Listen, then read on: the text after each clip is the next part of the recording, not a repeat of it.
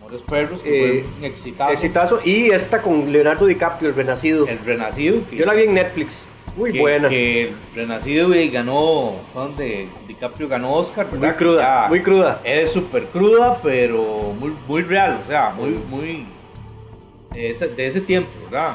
Hay otro ahí que es Alfonso Arau, también, que tiene como Agua para Chocolate, y en la que sale Keanu Reeves es más bien, que es El Paraíso. Un paseo en las nubes. Sí, de esa que nos estabas comentando. Es decir, estamos hablando un poco de la referencia de productores mexicanos y su influencia en Hollywood, que no solamente en México, sino que esos trascendieron mucho más, son a nivel mundial muy conocidos. Y actores mexicanos, destacar a Diego Luna, a Gael García Bernal y a Salma Hayek, a la guapa Salma Hayek. No, Antonio Banderas es español. Español. Ya casi llegamos con Antonio Banderas. Ahora crucemos el charco y después volvemos a Latinoamérica con Argentina. Pero también, no solamente México y Hollywood han hecho cine. Todos los países han hecho cine, pero hoy vamos a mencionar, porque no nos da tiempo, es una pincelada de lo que es de lo más representativo de los países. Es como cuando hablamos de la música. Y yo sé que cada país tiene su música hermosa y profunda, y sus géneros preferidos, pero también. En Latinoamérica siempre la influencia va a ser México, Argentina y España. O España o Colombia, lo más. Centroamérica, aunque tengamos mucho talento, somos países más pequeños, un mercado más pequeño, más influenciable, ¿verdad? Entonces, por eso que estamos hablando de estas potencias, más que todo en materia del cine. En España hablábamos también de que hay muy poco de principios del siglo XX, porque eran documentales o cortos muy autóctonos de la esencia española, pero que eso se debió también a partir de la década de los 30, con la dictadura al llegar al poder Francisco Franco. Hubo mucha censura del cine y fue muy propagandístico también a favor de Franco, y entonces todo lo que había previamente en el cine español se desapareció. No es hasta incluso que vea que Luis Buñuel y muchos productores antifranquistas tuvieron que emigrar a otros países para poder hacer cine. Era muy difícil para España en esa época de censura poder hacer cine.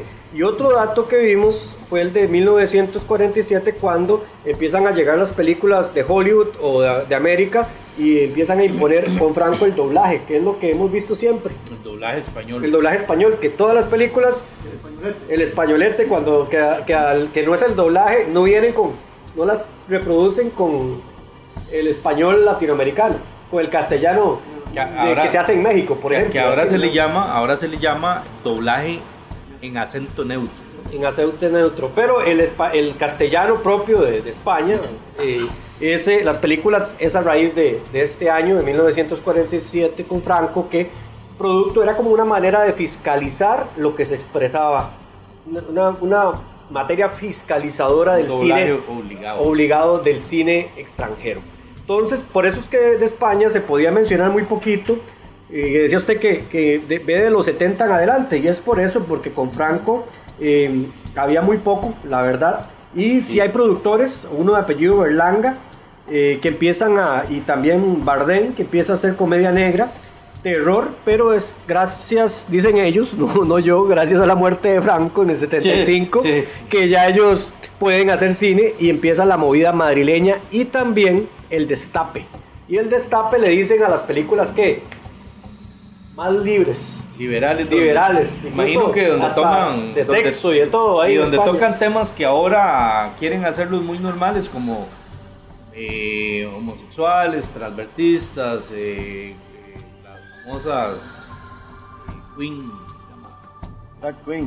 drag queen. En España tocaban mucho ese tema. Sí, incluso con la movida madrileña también. Sí, correcto, o sea, entonces pero en aquel entonces, ¿verdad? Ya después de Franco, claro, había libertad. Llega la democracia, dicen los españoles. Llega la democracia. Bueno, pero sí. Entonces eso es lo que tenemos del cine. Bueno, y no vamos a dejar de lado los productores. Ahí el más representativo que conocemos a nivel mundial, Pedro Almodóvar. Básicamente, Pedro Almodóvar dio a conocer a muchos actores españoles y actrices españolas también. y de ellas pudieron traspasar hacia Hollywood, ¿verdad? Donde ellas pudieron ya interpretar personajes más importantes. ¿Como cuál? Tenemos a la mujer guapa esta, Penélope Cruz, Antonio Banderas. Paz Vega. Ahora sí, Antonio Banderas. Antonio Banderas, ahora sí. Paz Que Vega. son como los se impulsaron de España, pero lo importante también Javier Bardem. Javier Bardem. Ajá. Yo creo que es esposo de Penélope Es Cruz. esposo de Penélope Cruz y ha salido Javier Bardem. Sí hizo muchas películas en España, pero donde se dio a conocer fue en Hollywood. Sí, Y puro inglés, ¿verdad? Usted lo veía y prácticamente usted decía, no, este man no es español. Pues, sí. Esos son como los más representativos de España que se puede destacar. Hay un dato importante que si alguno no lo sabe, que luego cuando hagamos nuestro podcast de música, de rock en español, de la movida madrileña, que vamos a hablar también de eso, Penélope Cruz se dio a conocer en un vídeo de Mecano, porque ella era novia de uno de los integrantes de Mecano, de la canción La Fuerza del Destino, y sale toda jovencita ahí, Sí. estaba súper joven, en ese Súper video, 16 años. era novia de Nacho Cano en ese tiempo, los hermanos Cano, y sale en ese video, ahí fue donde propiamente, y ya después viene el impulso. Sí, y ahí llega el impulso, claro. El impulso. Pues, ya Pero- ahí ya hace película con Almodóvar y se dispara, ¿verdad? Ahora, el cine argentino, ¿qué se puede decir? Bueno, no hay mucho, sí hay, Hay mucho. no hay mucho, perdón, hay mucho, pero hay que catalogar de que es un cine, sí, muy centrado en la influencia de las élites argentinas. Hay un estereotipo que el argentino es arrogante y que tiene cierta,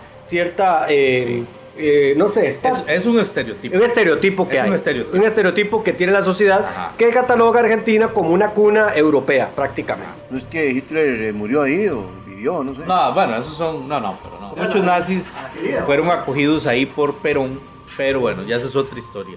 Pero la cuestión ahí, solo para reforzar un poco lo que Diego dice, es que cuando Argentina, Buenos Aires, Argentina, tenía rascacielos, Nueva York era una aldea, y es cierto.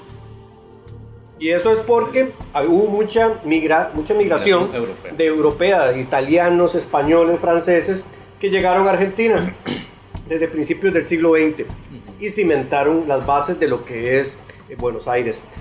Ellos son los que hicieron mucho cine, pero un cine muy enfocado en las élites propiamente, muy documentalista también, en lo que es la vida de las clases hegemónicas y altas de Argentina. Sí hay cine también, el cine sonoro de famoso Gardel, que hay muchas películas de Gardel, de este cantante y actor. También de Libertad Lamarque, que conocida, yo la conocí en La Usurpadora, una telenovela que había en las últimas antes de morirse, sin pena. Sí, he visto telenovelas bastantes. Luego hacemos un podcast de las telenovelas de los 90 y de todo lo que había anteriormente. Bueno, retomando lo de Argentina, el primer corto es La Bandera Argentina, que era de productores europeos, y retomando también la película esta, La Nobleza Gaucha, de 1915. Es una lucha de civilización, propiamente de barbarie, ciudad y campo, y que trata de la pobreza y de la explotación del mundo rural en Argentina. Pero, como decía Henry en un inicio, sí, hay mucha producción, pero muy enfocada en las élites argentinas, propiamente. Por ahí tenemos un poco de lo que hemos analizado del cine, de la historia del cine, ¿verdad? En Francia y Estados Unidos, Hollywood, México, Argentina, España. También hay cine, hay que destacar el cine italiano, que el cine italiano en los 60 tiene una influencia con el neorrealismo, y el neorrealismo italiano surge en contraposición al fascismo de Mussolini, que también Mussolini era como Franco, era como Porfirio Díaz, utilizaban el cinematógrafo para hacer su propaganda política, pero el neorrealismo viene en contraposición porque la gente de a pie, el proletariado, quería describir realmente lo que ellos vivían, la esencia de la gente común y silvestre. Entonces viene a reflejar como esa realidad de los italianos muy propia. Ese es el neorrealismo italiano. Por mencionar un poquito de lo que son de esas potencias, porque sabemos que hay cine japonés, que eso lo podremos tocar en otro podcast, cine ruso, cine coreano, hay mucho que hablar al respecto, pero hoy hemos querido enfocar en estos principales países y la historia que ellos han tenido y la influencia. Se origina todo con el famoso cinematógrafo de los hermanos Lumière y el kinetoscopio de Thomas Alva Edison para crear esta magia que hoy conocemos. Y no sé ustedes, nosotros como costarricenses podemos hablar del cine tico, ¿sí? Claro. Productoras, es un cine, no sé si la palabra es correcta, es insípido un poquito porque tal vez no ha trascendido, pero sí ha habido propuestas muy interesantes de estas propuestas que usted se sienta a verlas, o sea, porque se siente a gusto y porque se siente identificado con ellas. Productores, hay muchos también y algunos han destacado. Podemos destacar que a Miguel Salguero, de los más criollos. Miguel Salguero, con sus documentales y algunas películas también. ¿Quién más? Que tiraba más al campesino, a la realidad campesina de Costa Rica. Luego Oscar Castillo. Oscar Castillo. Es Eulalia, ¿verdad? Con Eulalia, ¿verdad? Ajá. Una peliculón que, bueno, arrasó los cines costarricenses. En los 80. Sí, correcto. Y ahora los más contemporáneos, Hernán Jiménez.